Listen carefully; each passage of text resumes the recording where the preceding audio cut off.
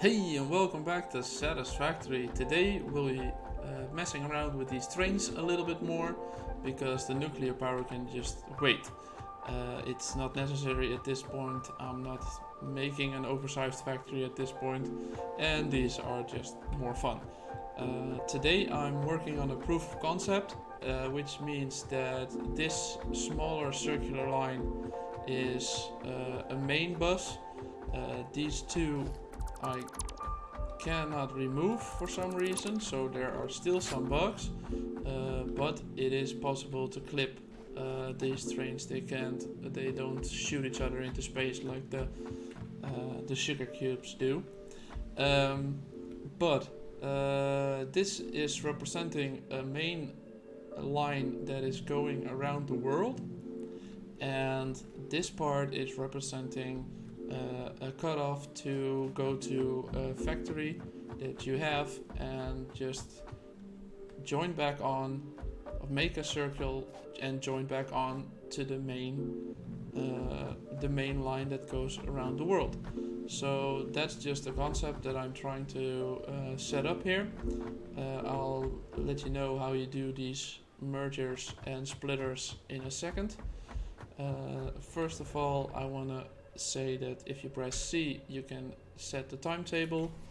We are going to name them test 221 and enter these two. I know from placing them that these two are, this is the one that is right in front of us, this is the one that is on the other side.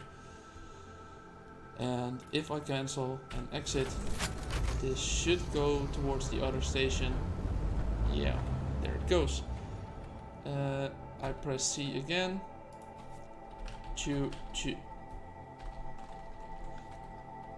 Test 2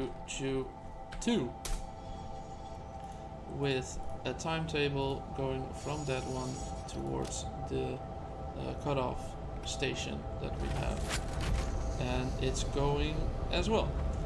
What I did notice is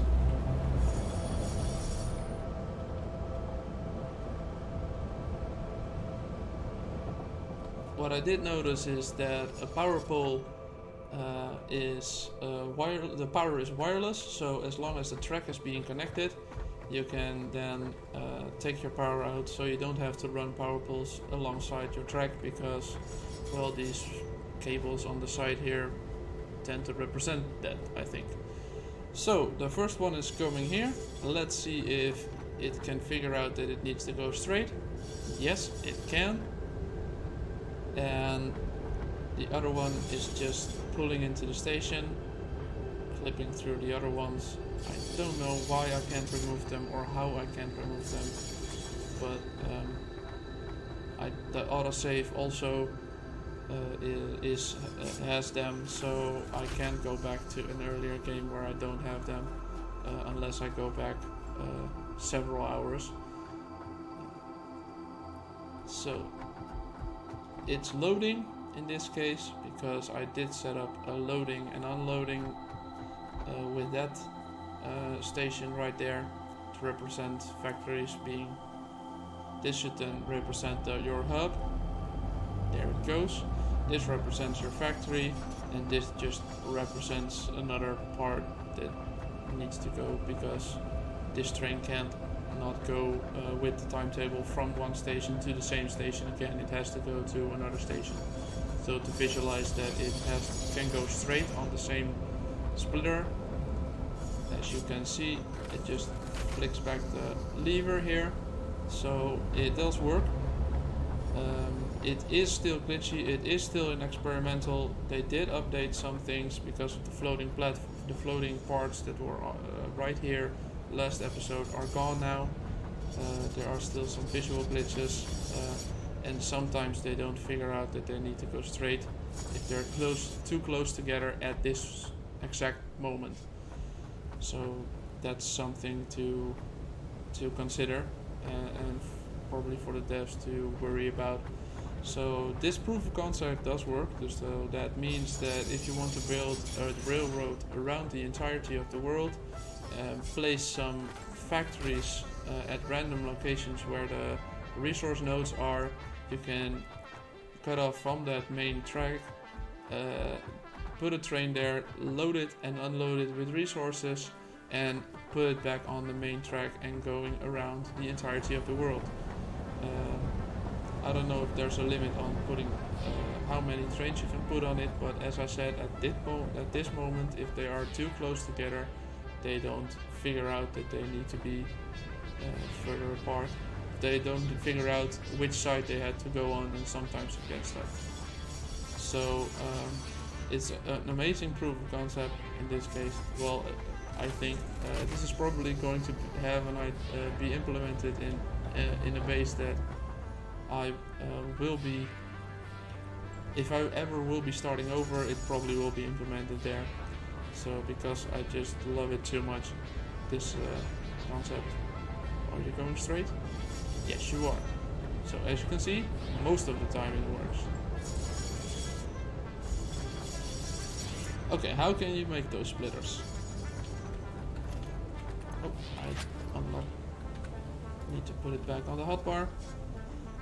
You can, let's for reasons start with a train station, because that's the part where you need to hook up power to. From that point you can just make a railway. You can make it in larger segments, but you can only split off or merge at the smaller segments that you are making. So every time I'm constructing and starting over, that's a point where we can merge or split the line. Just one more. There it is. So as you can see, I can now click on these parts. If you want to go to the left, in this case I can click on that part. If you want to go to the right, I can click on that part. So if you go towards one of the earlier splits, we can go towards the left, go on, have it here, and have it. That's too sharp of a turn. Autosave while constructing. Always give me the creeps because I don't know what I'm constructing at that point. Too sharp of a turn, still.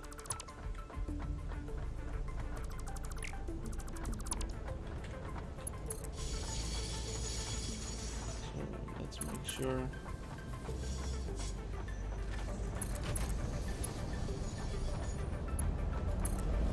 So in this case, we have it connected. But if you want to run a train down it, I recommend you try it first manually to see that it's actually working. So if I go straight forward in this case, with the arrows pointing to the left, I'll probably go straight. That's my experience. It doesn't make any sense because I'm on the right side of the track and the arrow is pointing towards the left. And if I go back and I flip the switch, it makes you go to the left side while the arrow is pointing to the right.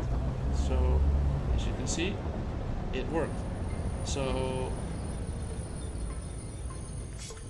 if you have a station on this side, now it will recognize that it has to go to the left side once it splits here. So that's the concept that I'm using right there as well. But as you can see, it does still get stuck sometimes. The train that needs to go to the left is going to the left, but the train that was supposed to go to the straight on, well, somehow it forgot. So if we do that manually, is it going straight? No, it's not going straight. For some reason it doesn't flip back the arrow.